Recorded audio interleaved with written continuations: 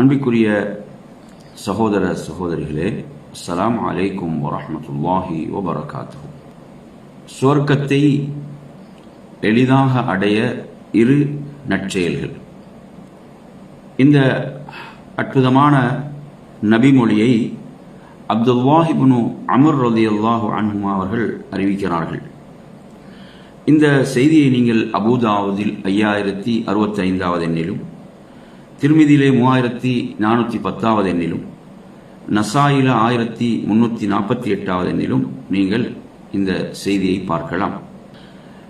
அல்லாஹ்வுடைய தூதர் ஸல்லல்லாஹு அலைஹி வஸல்லம் அவர்கள் குறிப்பிடுகிறார்கள், இரண்டு சிறப்பான அமல்கள்.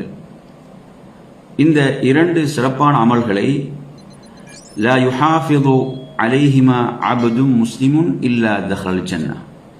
எந்த ஒரு முஸ்லிம் இந்த இரண்டு அமல்களையும் பேணி செய்து வருவாரோ அவர் சுவர்க்கம் நுழைந்து விடுவார். அவரை அந்த அமல்கள் சுவர்க்கத்தில் நுழைக்காமல் விடாது என்று குறிப்பிட்டார்கள். எவ்வளவு அற்புதமான செய்தி என்று பாருங்கள். ஹஸ்லதானி அவு ஹல்லதான். இந்த இரண்டு சிறப்பான அமல்கள், இதை ஒரு முஸ்லிம் பேணி செய்து வரும்போது, ஒரு முஸ்லிமான அடியான் பேணி செய்து வரும்போது அவன் சுவர்க்கத்தில் நுழைவான் என்று சொல்லிவிட்டு சொன்னார்கள், வஹுமா யசீர். அந்த இரண்டு அமல்களும் இரண்டு நற்செயல்களும் எளிதானவைகள், எளிதான இரு நற்செயல்கள். வமைய அமலு பிஹிமா கலீல். ஆனால் இதை செய்பவர்கள் குறையும், இதை செய்பவர்கள் குறையும். என்ன சொன்னார்கள்? யுஸப்பிஹுல்லாஹ ஃபி துபுரி குல்லி ஸலாத்தின் அஷ்ரா. ஒவ்வொரு தொழுகைக்கு பிறகும் 10 முறை சுப்ஹானல்லாஹ் என்று சொல்லுதல், 10 முறை அல்ஹம்துலில்லாஹ் என்று சொல்லுதல், 10 முறை அல்லாஹு அக்பர் என்று சொல்லுதல் என்று சொன்னார்கள். எனவே மொத்தம் எத்தனை முறை? 5 தொழுகைகளில் இதை ஒருவர் செய்யும் போது 150 முறைகள் சொல்றாங்க. வதாலிக 50 வ 100 பில் லிசான். நாவுல எத்தனை முறை? 150 முறை. 30 நாம் 5ஆல் பெருக்கும் போது 150 முறை. ஆனால் வ அல்ஃபுன் வ 500 ஃபில் மீசான். ஆனால் நன்மையின் தராசில் இதற்கு நன்மை எவ்வளவு என்றால் 1500 நன்மைகள். இதற்கு நன்மையின் தராசில் இதற்கு 1500 நன்மைகள். நறுமையான சகோதரர்களே, அதே போன்று இரண்டாவது அமலாக அதிலே குறிப்பிடுகிறார்கள், ஒருவர் இரவில் தூங்கச் செல்கின்ற போது, இரவில் தூங்கச் செல்கின்ற போது அல்லாஹு அக்பர் எத்தனை தடவை? 34 தடவைகள். அதே போன்று அல்ஹம்துலில்லாஹ் 33 தடவைகள், சுப்ஹானல்லாஹ் 33 தடவைகள். இது நாவில் எத்தனை முறை? 100 முறை. வதாலிக 100 பில் லிசான். நாவில் 100 முறை. ஆனால் வ அல்ஃபுன் ஃபில் மீசான். நன்மையின் தராசிற்கு நன்மை எவ்வளோ? 1000 நன்மைகள். எத்தனை நன்மைகள்? 1000 நன்மைகள் இதற்கு பதியப்படும். எனவே அல்லாஹ்வுடைய தூதர் ஸல்லல்லாஹு அலைஹி வஸல்லம் அவர்கள் தனது விரலால் ரசூலுல்லாஹ் என்ன செய்வாங்க? விரலால் ரசூலுல்லாஹ் தஸ்பீஹ் செய்வதை நான் என்ன செய்தேன்? பார்த்தேன் என்று இந்த ஹதீஸுடைய ராவி அப்துல்லாஹ் இப்னு அம்ர் ரலியல்லாஹு அன்ஹு சொல்கிறார்கள். எனவே நாம் விரலால் என்ன செய்ய வேண்டும்? தஸ்பீஹ் செய்தல். அந்த ஹதீஸ்ல எப்படி வருகிறது வாசகம் என்று சொன்னால், யஅகிதுஹா பியதிஹி. சொன்னாங்க விரலால் என்ன செய்வாங்க? தஸ்பீஹ் செய்வார்கள். அப்போது சஹாபாக்கள் கேட்கிறார்கள், யா ரசூலல்லாஹ், இந்த அமலை நீங்கள் எளிதான அமல் என்று சொல்கிறீர்கள், இதை செய்பவர்கள் குறைவு என்று சொல்கிறீர்களே, எப்படி என்று கேட்கிறாங்க. அப்ப அல்லாஹ்வுடைய தூதர் ஸல்லல்லாஹு அலைஹி வஸல்லம் சொல்கிறார்கள், உங்களில் ஒருவர் இரவில் தூங்கச் செல்கின்ற போது ஷைத்தான் என்ன செய்கிறான்? இவற்றை கூற விடாமலே அவனை தூங்கச் செய்து விடுகிறான். இவற்றை கூற விடாமலே ஷைத்தான் அவனை தூங்கச் செய்து விடுகிறான். நறுமை சகோதரர்களே, நமது நிலைகளை இந்த ஹதீஸோடு நாம் ஒப்பிட்டு பார்க்க வேண்டும்.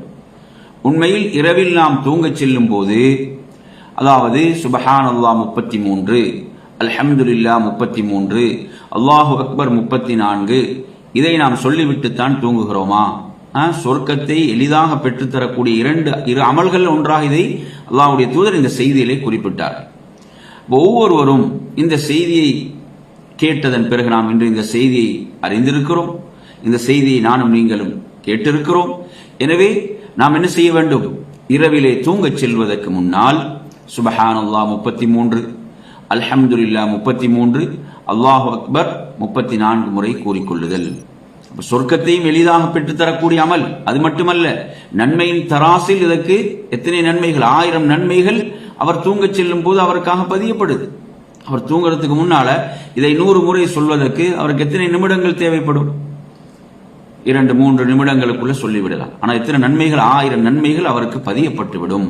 அது மட்டுமா, சொர்க்கத்தை எளிதாக பெற்றுத்தரக்கூடிய அமல். எனவே இன்று நாங்கள் பார்க்கிறோம், நிறைய பேர் என்ன செய்யறாங்க, தங்களுடைய கையில் ஸ்மார்ட் போன் எடுத்துருவாங்க. போன் எடுத்துட்டு அவங்க என்ன செய்வாங்க, அதாவது ஃபேஸ்புக், வாட்ஸ்அப் அல்லது இப்படி இந்த சமூக வலைதளங்களோடு அவற்றை பார்த்தவர்களாக தூங்கச் செல்கிறார்கள். இந்த திக்ரை மறந்து விடுகிறார்கள். நறுமையான சகோதரர்களை, ஃபாத்திமா ரலியல்லாஹு அன்ஹா, அல்லாஹ்வுடைய தூதர் ஸல்லல்லாஹு அலைஹி வஸல்லம் அவர்கள் தனது அருமை மகளாரை எவ்வளவு நேசித்தார்கள். என்னிலிருந்து ஒரு சதை துண்டு என்று சொன்னார்கள். அவங்க அல்லாஹ்வுடைய தூதருடைய சமூகத்துக்கு ஒரு முறை வருகிறார்கள். அல்லாஹ்வுடைய தூதரை சந்திப்பதற்காக வருகிறார்கள்.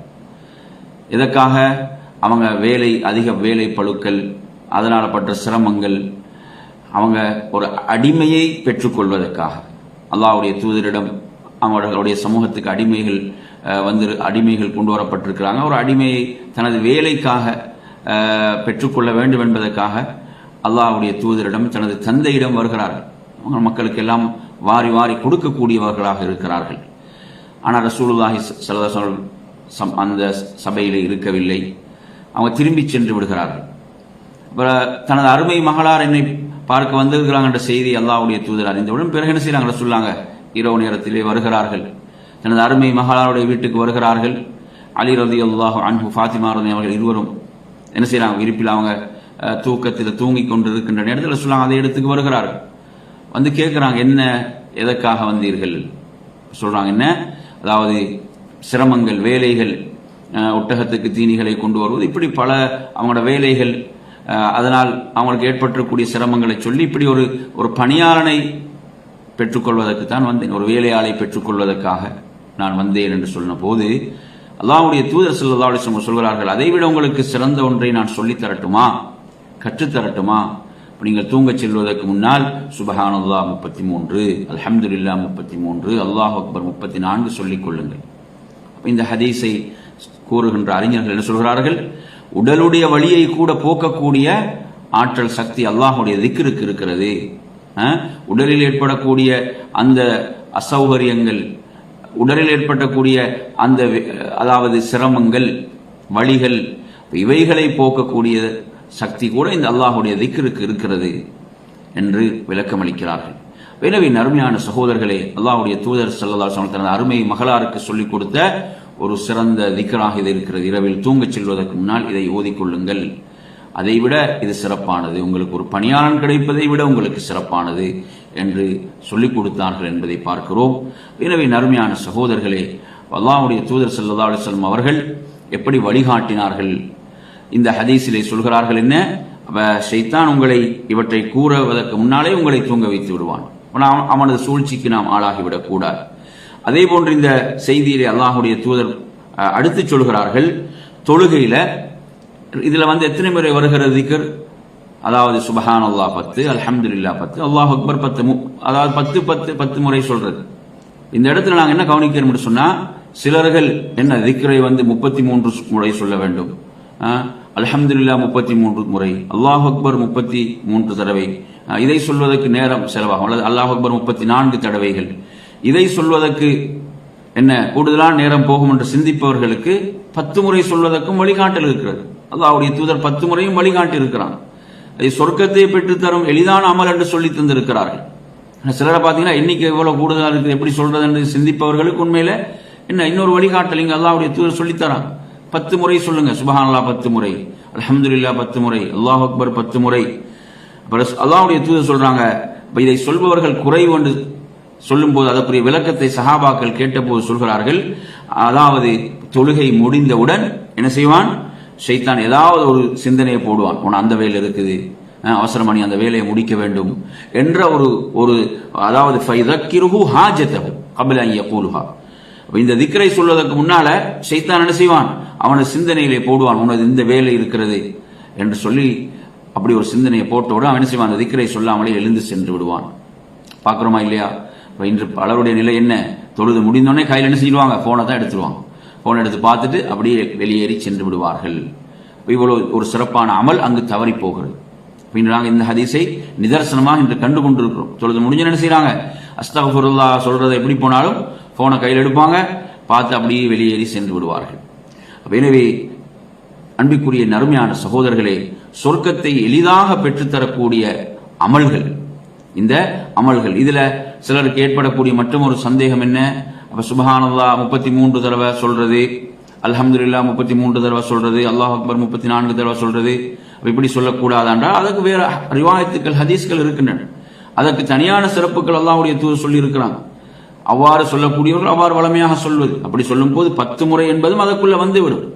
அப்படிதான் 33 முறை என்று சொல்லும் போது 10 முறை என்ற எண்ணிக்கை, 10 என்ற எண்ணிக்கையும் அதற்குள்ள வந்துவிடும். அந்த சிறப்பையும் நாம் நமக்கு கிடைக்க வேண்டும் என்ற நியத்து, இந்த ஹதீஸ்ல சொல்லப்பட்ட சிறப்பும் எனக்கு கிடைக்க வேண்டும் என்ற நியத்தோடு நாம் என்ன செய்வது, அதை செய்வது. இந்த சிறப்பும் கிடைக்கும். ஏனைய ஹதீஸ்கள் 33 தடவை சொன்ன ஹதீஸ்ல படிக்கிறோம். ரசூலுல்லாஹ் சொல்றாங்க, சுப்ஹானல்லாஹ் 33, அல்ஹம்துலில்லாஹ் 33, அல்லாஹு அக்பர் 33 சொல்லி 100ஐ நிறைவு செய்வதற்கு லா இலாஹ இல்லல்லாஹு வஹ்தஹு லா ஷரீக லஹு லஹுல் முல்கு வ லஹுல் ஹம்து வஹுவ அலா குல்லி ஷைஇன் கதீர் என்று சொன்னால் அவரது சிறுபாவங்கள் கடல் நுரையளவு இருந்தாலும் அது மன்னிக்கப்பட்டு விடும் என்பது என்ன, புகாரி முஸ்லிமில் வரக்கூடிய செய்திகள், ஆதாரபூர்வமான செய்தி. அப்ப எனவே அவ்வாறும் ஒருவர் சொல்லலாம். அதே போன்று இன்னும் சில ரிவாயத்துக்கள்ல சுப்ஹானல்லாஹ் 33, அல்ஹம்துலில்லாஹ் 33, அல்லாஹ் அக்பர் 33 என்ற முறையும் வருகிறது. இன்னும் சில ரிவாயத்துக்கள் சுப்ஹானல்லாஹ் 33, அல்ஹம்துலில்லாஹ் 33, அல்லாஹ் அக்பர் 34 என்ற முறை வருகிறது. இதெல்லாம் ஹதீஸ்ல வந்த முறைகள் தான். 10 முறைக்கும் ஆதாரம் இருக்கிறது. அதே போன்று 25 முறை சுப்ஹானல்லாஹ், 25 முறை அல்ஹம்துலில்லாஹ், 25 முறை அல்லாஹ் அக்பர், 25 முறை லா இலாஹ இல்லல்லாஹ் என்று சொல்வதற்கும் ஹதீஸிலே ஆதாரம் இருக்குது. இப்படி 5 முறைகள் வருகின்றன. பரதான தொழுகைக்கு பிறகு நாம் இந்த சுப்ஹானல்லாஹ், அல்ஹம்துலில்லாஹ், அல்லாஹ் அக்பர் என்ற திக்ரை சொல்வதில் 5 முறைக்கு என்னது ஆதாரபூர்வமான ஹதீஸ்கள் இருக்கின்றன. எனவே இதில் என்ன செய்யலாம், ஒருவர் விரும்பிய முறையை தேர்ந்தெடுத்து சொல்லலாம். ஒரு நாளைக்கு ஒரு முறையை தேர்வு செய்யலாம், மற்றொரு நாளைக்கு இன்னொரு முறையை தேர்வு செய்யலாம். அப்படி என்ன செய்யலாம், செய்து கொள்ள முடியும். ஆனால் இது வெள்ளம் என்ன, இதற்கெல்லாம் நிறைய சிறப்புகள் சொல்லப்பட்டிருக்கின்றன. எனவே நறுமையான சகோதரர்களே, அந்த சிறப்புகளை நாம் அடைந்து கொள்ள வேண்டும். ஆனால் நாங்கள் இப்போ இன்றைக்கு பார்த்த ஹதீஸ் என்ன சொல்லுது, 2 எளிதான அமல்கள், எப்படிப்பட்டது, சொர்க்கத்தில் நுழைவிக்கக்கூடிய அமல்கள். ஆனால் இதை செய்பவர்கள் குறைவு என்று அல்லாஹ்வுடைய தூதர் சொல்றாங்க. எனவே நறுமை சகோதரர்களே, நாம் இரவில் தூங்கச் செல்வதற்கு முன்னால் சுப்ஹானல்லாஹ் 33 தடவை, அல்ஹம்துலில்லாஹ் 33 தடவை, அல்லாஹ் அக்பர் 34 தடவை சொல்லிக் கொள்வது. அதே போன்று ஃபர்தான தொழுகைகளுக்கு பிறகு இந்த சுப்ஹானல்லாஹ், அல்ஹம்துலில்லாஹ், அல்லாஹ் அக்பர் என்ற திக்ரை நாம் என்ன செய்வது, அல்லாஹ்வுடைய தூதர் நமக்கு கற்றுத்தந்த முறைகள் ஏதாவது ஒரு முறையில் நாம் என்ன செய்வது அல்லது மாறி மாறி செய்து வருவது என்ற ஒரு உறுதியை நானும் நீங்களும் எடுத்துக்கொள்வோமாக என்று கூறி நிறைவு செய்கிறேன். வஆகிரு தஅவானா அல்ஹம்துலில்லாஹி ரப்பில் ஆலமீன். வஸ்ஸலாமு அலைக்கும் வரஹ்மத்துல்லாஹி வபரகாத்துஹு.